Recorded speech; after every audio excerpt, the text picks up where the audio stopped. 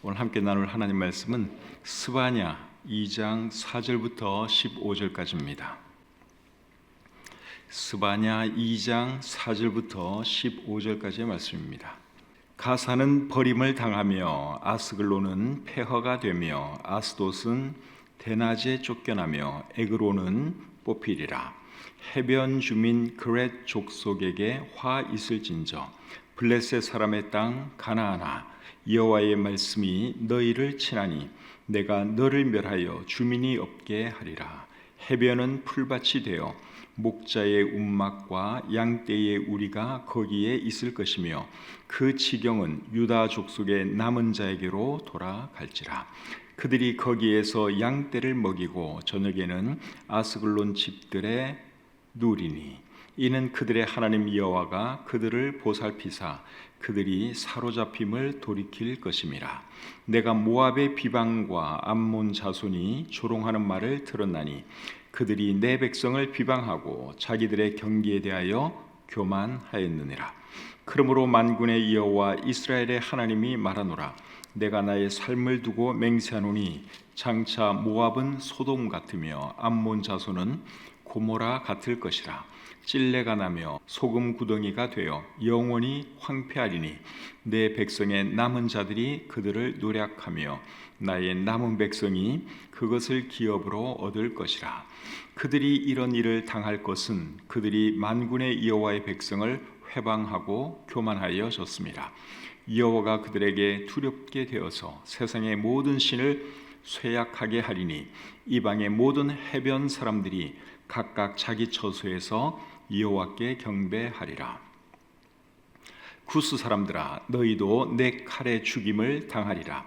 여호와가 북쪽을 향하여 손을 펴서 아수르를 멸하며 니느웨를 황폐하게 하여 사막같이 메마르게 하리니 각종 짐승이 그 가운데에 때로 누울 것이며 당아와 고슴도치가 그 기둥 꼭대기에 깃들이고 그것들이 창에서 울 것이며 문턱이 적막하리니 백향목으로 지은 것이 벗겨졌습니다.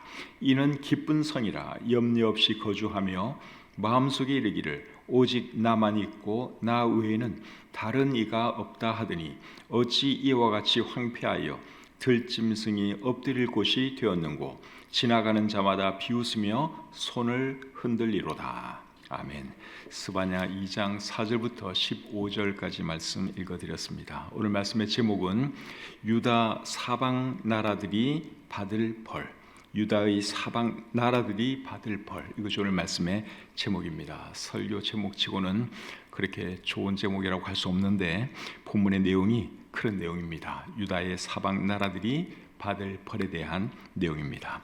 유다의 사방에 어떤 나라들이 있었는가 하면 서쪽에는 블레셋이 있었고 동쪽에는 모압과 암몬이 있었습니다. 그리고 남쪽에는 구스가 있었고 북쪽에는 아수르가 있었습니다. 이 나라들에 대해서 하나님께서 어떤 벌을 내릴 것인지 오늘 본문의 내용을 살펴보도록 하겠습니다. 먼저 4절 5절 보겠습니다. 4절 5절입니다. 가사는 버림을 당하며 아스글론은 폐허가 되며 아스돗은 대낮에 쫓겨나며 에그론은 뽑히리라. 해변 주민 그렛 족속에게 화 있을진저 블레셋 사람의 땅 가나안아 여호와의 말씀이 너희를 치나니 내가 너를 멸하여 주민이 없게 하리라. 이 말씀은 유다의 서쪽에 있던 블레셋에게 하시는 말씀이죠. 5절에 보면 블레셋이라는 단어가 나오죠. 블레셋은 유다의 서쪽 해안가에 있던 나라입니다. 블레셋 사람들의 조상은 블레셋이라는 사람이에요. 블레셋 사람들의 조상이 누구라고요? 블레셋이라는 사람이 블레셋 족속의 조상입니다. 근데 이 블레셋은 누군가 하면 함의 후손이에요. 그 말씀은 창세기 10장 14절에 나옵니다. 창세기 10장 14절 하반절을 보시면 가슬루힘에게서 블레셋이 나왔더라. 가슬루힘에게서 블레셋이 나왔더라. 그러니까 블레셋의 아버지가 가슬루힘이라는 말이죠. 근데 이 가슬루힘이 누군가 하면 함의 손자예요. 함의 손자 이름이 가슬루힘이고 가슬루힘의 아들이 블레셋이에요. 그러니까 노아는 블레셋의 증조 할아버지다 하는 것을 우리가 알 수 있죠. 그래서 블레셋의 조상들은 블레셋이라고 하는 한 사람이라는 겁니다. 그리고 블레셋은 누구의 후손이에요? 함의 후손이다 하는 것이죠. 이 블레셋 사람들은 지중해의 그레데 섬에서 살다가 오늘날의 이스라엘 서부 해안 지역으로 와서 살게 된 사람들입니다. 이런 것도 성경에 다 나옵니다. 아모스 9장 7절을 한번 보겠습니다. 여호와의 말씀이니라. 이스라엘 자손들아, 너희는 내게 구스 족속 같지 아니하냐. 내가 이스라엘을 애굽 땅에서 블레셋 사람을 갑돌에서 아람 사람을 기르에서 올라오게 하지 아니하였느냐. 이 말씀을 보면 블레셋 사람들이 어디에서 왔다고 말씀을 하고 있죠? 갑돌이라고 하는 곳에서 왔다고 말씀을 하고 있죠. 이 갑돌이 어딘가 하면 그레데예요. 그레데 섬. 신약 성경에는 그레데라고 나오고 오늘날 지구에는 크레타라고 나옵니다. 크레타 섬이 어디에 있는가 하면 그리스 남쪽에 있는 큰 섬이에요. 그리스에는 여러 섬들이 있는데 그리스가 소유한 섬들 중에서 제일 큰 섬이 크레타 섬이에요. 근데 신약 성경에는 그레데라고 나오죠. 근데 이 갑돌이 그 그레데를 말하는 것입니다. 오늘 보면 5절에 보시면 해변 주민 그렛 족속에게 화 있을진저, 그렇게 말을 하고 있죠. 그렛 족속. 그렛이라고 하는 이 말이 그레데에서 온 말 같습니다. 왜냐하면 이들의 출신지가 그레데거든요. 그리고 이 그렛 족속은 이제 블레셋의 한 족속 아니면 블레셋 전체 족속을 말하는 것이라고 생각이 듭니다. 그리고 신명기 2장 23절 말씀도 제가 한번 보여드리겠습니다. 이 말씀까지 한번 더 보겠습니다. 신명기 2장 23절입니다. 또 갑돌에서 나온 갑돌 사람이 가사까지 각 촌에 거주하는 아위 사람을 멸하고 그들을 대신하여 거기에 거주하였느니라. 여기 보니까 갑돌 사람들이 어디까지 왔다 그랬어요? 가사까지. 가사. 오늘 본문에 나와요. 4절에 가사가 나오죠. 블레셋의 도시입니다. 그래서 이 갑돌에서 나온 갑돌 사람들이 가사까지 각 촌에 거주하는 아위 사람을 멸하고 그들을 대신하여 거기에 거주했다. 그렇게 말씀을 하고 있죠. 그래서 이 블레셋 사람들은 원래는 그레데 섬에서 살던 사람들인데 이제 오늘날의 이스라엘 서부 해안가까지 와서 그곳에 있는 사람들을 몰아내고 거기서 살기 시작했다 하는 것이죠. 그리고 블레셋이라는 말의 의미는 외국인, 나그네, 이주자의 땅, 그런 뜻입니다. 4절에 보시면 가사, 아스글론, 아스돗, 에그론 이런 지명들이 나오는데 이 도시들은 블레셋의 도시들입니다. 그런데 이 도시들이 어떻게 된다고 했죠? 버림을 당하고 폐허가 될 것이다. 그렇게 말씀하고 있습니다. 가사는 오늘날의 가자 시티를 말하는 거예요. 가자 시티는 가자 지구 안에 있죠. 가자 지구는 여러분들이 잘 알고 계시죠? 이스라엘과 늘 분쟁하는 그 동네인데 가자 지구 안에 가자 시티가 있습니다. 그래서 여기서 말하는 가자는 가자 시티를 말하는 것이죠. 블레셋의 영어 발음은 필리스틴인데 필리스틴에서 나온 말이 팔레스타인, 그 말입니다. 가자 시티와 가자 지구에 지금은 팔레스타인 사람들이 살고 있지만 옛날에는 그곳에 누가 살았느냐? 블레셋 사람들이 살았습니다. 그리고 아스글론이라는 도시 이름이 나오는데 아스글론은 오늘날의 아슈켈론이에요. 가자 지구 조금 북쪽에 있습니다. 그리고 아스돗은 오늘날의 아슈도드입니다. 오늘날의 이름은 그거예요. 자, 지도를 한번 보겠습니다. 저기 이스라엘 지도죠. 왼쪽에 있는 바다가 지중해고 오른쪽에 있는 저 바다는 사해입니다. 저기 보면 왼쪽에 그 사각형 모양으로 땅이 하나 있죠. 저게 가자 지구예요. 가자 지구 안에 약간 북쪽에 가사라고 하는 도시가 있어요. 그러니까 가자는 도시 이름이기도 하고 저 지역 이름, 가자 지구 이름이기도 합니다. 그 위에 동그라미 친 것이 보이죠. 저것이 오늘날의 이름은 아슈켈론인데 오늘 본문에 나오는 아스글론이에요. 그리고 조금 더 위쪽에 동그라미가 하나 더 보이죠. 저거 도시는 아슈도드인데 오늘 본문에 나오는 아스돗이에요. 그러니까 옛날 그 이름들이 지금까지도 그대로 유지되고 있다 하는 것이죠. 저 지역이 옛날에는 누가 살았느냐? 블레셋 사람들이 살았다 하는 것이죠. 그 다음에 6절 7절 계속 보겠습니다. 해변은 풀밭이 되어 목자의 움막과 양떼의 우리가 거기에 있을 것이며 그 지경은 유다 족속의 남은 자에게로 돌아갈지라.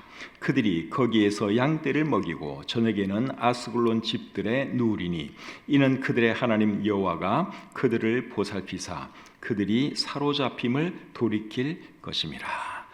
이 말씀을 보시면 블레셋 사람들이 살던 그 땅이 누구에게 돌아간다 그랬습니까? 유다 족속의 남은 자에게로 돌아갈 것이다. 그렇게 말씀을 하고 있죠. 이 말씀이 이루어져서 블레셋은 바벨론 제국에 의해서 멸망하고 말았습니다. 그리고 그들의 땅은 바벨론으로부터 돌아온 유다 사람들이 차지하게 되었죠. 그래서 이 말씀이 그대로 이루어졌다 하는 것입니다. 오늘날의 팔레스타인 사람들, 저 가자 지구에 살고 있는 팔레스타인 사람들은 사실은 그냥 아랍 사람들입니다. 아랍 사람들이 이제 그곳에 살다가 이제 이름만 차용을 한 것이죠. 이름만 필리스틴, 거기서 팔레스타인이라는 말이 나왔는데 이름만 그렇게 쓴 것이고 실제로 블레셋 사람들은 완전히 멸망했습니다. 계속해서 8절 9절 보겠습니다. 8절 9절. 내가 모압의 비방과 암몬 자손이 조롱하는 말을 들었나니 그들이 내 백성을 비방하고 자기들의 경계에 대하여 교만하였느니라. 그러므로 만군의 여호와 이스라엘의 하나님이 말하노라. 내가 나의 삶을 두고 맹세하노니 장차 모압은 소돔 같으며 암몬 자손은 고모라 같을 것이라. 찔레가 나며 소금 구덩이가 되어 영원히 황폐하리니 내 백성의 남은 자들이 그들을 노략하며 나의 남은 백성이 그것을 기업으로 얻을 것이라. 이 말씀은 유다의 동쪽에 있던 모압과 암몬이 이제 하나님의 벌을 받아서 멸망할 것이다 하는 것을 말하는 내용이죠. 모압과 암몬은 유다의 동쪽에 있던 나라입니다. 모압과 암몬 사람들의 조상은 누구죠? 아브라함의 조카 롯입니다. 롯의 두 딸이 아버지와 관계를 맺어서 자식을 낳았는데 큰 딸이 낳은 아들의 이름이 모압이죠. 그래서 모압 사람들의 조상이 되었습니다. 그리고 이제 작은 딸이 낳은 아들은 암몬 사람들의 조상이 되었습니다. 그런데 이 두 나라를 하나님께서 벌하시는 이유가 뭐냐 하면 그들의 교만 때문입니다. 8절 말씀을 다시 한번 보겠습니다. 내가 모압의 비방과 암몬 자손이 조롱하는 말을 들었나니 그들이 내 백성을 비방하고 자기들의 경계에 대하여 교만하였느니라. 교만이라는 말이 나오죠. 자기들의 경계에 대하여 교만했다 하는 말은 이스라엘을 위협했다, 이스라엘의 국경을 침범했다, 그런 뜻으로 여러분들이 이해하면 되겠습니다. 중요한 것은 이 사람들이 교만했다는 거예요. 그리고 10절 말씀 보겠습니다. 그들이 이런 일을 당할 것은 그들이 만군의 여호와의 백성을 회방하고 교만하여 졌습니다. 여기도 교만했다, 그렇게 말씀을 하고 있죠. 그래서 이 나라들이 망한 것은 결국은 이스라엘 사람들에게 못되게 하고 교만하게 행하고 결국은 하나님께 교만했기 때문에 그들이 망하게 되었다 하는 것이죠. 그래서 이 두 나라가 어떻게 될 것이라고 얘기 말씀하고 있는가 하면 소돔과 고모라 같이 될 것이다, 그렇게 말씀을 하고 있습니다. 9절 다시 보겠습니다. 그러므로 만군의 여호와 이스라엘의 하나님이 말하노라. 내가 나의 삶을 두고 맹세하노니 장차 모압은 소돔 같으며 암몬 자손은 고모라 같을 것이라. 찔레가 나며 소돔 구덩이가 되어 영원히 황폐하리니 내 백성의 남은 자들이 그들을 노략하며 나의 남은 백성이 그것을 기업으로 얻을 것이라. 소돔과 고모라는 롯의 시대에 하나님의 벌로 멸망한 도시들인데 모압과 암몬도 결국은 소돔과 고모라와 같이 멸망할 것이다, 그렇게 말씀을 하고 있습니다. 그래서 이 말씀도 이루어져서 모압과 암몬은 역사에서 사라졌죠. 지금은 자취도 없이 사라졌습니다.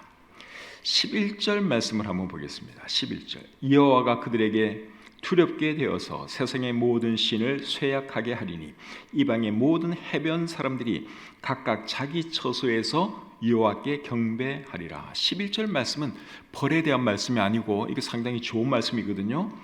각기 처소에서 여호와께 경배하리라, 굉장히 좋은 말을 하고 있는데 이 말씀은 최종적으로 언제 이루어질 말씀 같습니까? 예, 천년왕국 때 이루어질 말씀이에요. 좋은 거는 하여간에 무조건 다 천년왕국 때 이루어진다 하는 것이죠. 그래서 벌에 대한 말씀을 쭉 하다가 중간에 이제 이런 말씀이 들어가 있습니다. 12절 계속 보겠습니다. 구스 사람들아 너희도 내 칼에 죽임을 당하리라. 이번에는 구스 사람들에 대해서 말씀을 하고 있는데, 구스 사람들은 유다의 남쪽에 살았습니다. 근데 이 구스 사람들의 조상은 누군가 하면 구스라는 사람인데, 구스는 누구의 아들이냐? 함의 아들입니다. 창세기 10장 6절을 보겠습니다. 함의 아들은 구스와 미스라임과 붓과 가나안이요. 함의 아들 중에 장남 이름이 구스죠. 이 구스가 구스 사람들의 조상입니다. 함은 노아의 몇째 아들이죠? 우리 성경을 보면요, 다 제가 찾은 것만 해도 창세기 5장 32절, 6장 10절, 7장 13절, 9장 18절, 10장 1절 말씀을 찾아보면요, 이 순서가 항상 셈, 함, 야벳으로 나와요. 그러니까 노아의 장남은 셈이에요. 그리고 함은 둘째 아들입니다. 근데 이 함이 결국 아버지 노아의 저주를 받았죠. 근데 함의 장남이 누군가 하면 구스입니다. 구스 사람들의 조상이에요. 근데 이 사람들은 어디서 살았는가 하면 애굽의 남쪽 지역에서 살았습니다.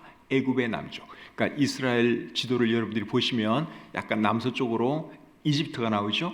그 밑쪽으로 이제 이 사람들이 살았다 그 말이에요.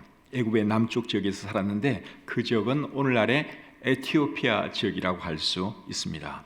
그래서 새번역 성경과 공동번역 성경은 구스를 에티오피아로 번역하고 있습니다. 영어 NASB, 뉴 킹 제임스 성경, 이런 성경도 다 구스를 에티오피아라는 단어를 써서 번역하고 있습니다. 구스라는 말의 의미는 검다는 뜻이에요. 이 지역 사람들이 아마 검기 때문에 이런 이름이 붙은 것 같습니다. 구스 사람들에 대해서 하나님이 뭐라고 말씀을 하셨는가 하면 내 칼에 죽임을 당할 것이다, 그렇게 말씀을 하고 있죠. 본문 12절 다시 한번 읽어보겠습니다. 구스 사람들아 너희도 내 칼에 죽임을 당하리라. 여기서 말하는 칼은 바벨론 제국이 쳐들어와서 그들을 멸할 것을 말하는 것이라고 생각이 됩니다. 에스겔서 30장 4절 5절 한번 보겠습니다. 에스겔 30장 4절 5절입니다. 애굽에 칼이 임할 것이라. 애굽에서 죽임당한 자들이 엎드러질 때에 구스에 심한 근심이 있을 것이며 애굽의 무리가 잡혀가며 그 터가 흘릴 것이요 구스와 붓과 룻과 모든 섞인 백성과 굽과 및 동맹한 땅의 백성들이 그들과 함께 칼에 엎드러지리라. 여기 보면 칼에 엎드러질 사람들 중에 구스가 들어가 있죠. 구스, 5절에 구스가 나옵니다. 그 다음에 10절 11절 보겠습니다. 주 여호와께서 이같이 말씀하셨느니라. 내가 또 바벨론의 느부갓네살 왕의 손으로 애굽의 무리를 끊으리니 그가 여러 나라 가운데에 강포한 자기 군대를 거느리고 와서 그 땅을 멸망시킬 때에 칼을 빼어 애굽을 쳐서 죽임 당한 자로 땅에 가득하게 하리라. 바벨론이 애굽을 칠 것을 말씀을 하고 있는데 이 구스가 바로 애굽 밑에 있었거든요. 그래서 그때 멸망을 할 것이다. 그 말씀을 오늘 이 본문이 하고 있는 것이죠. 이제 13절 14절 보겠습니다. 13절 14절.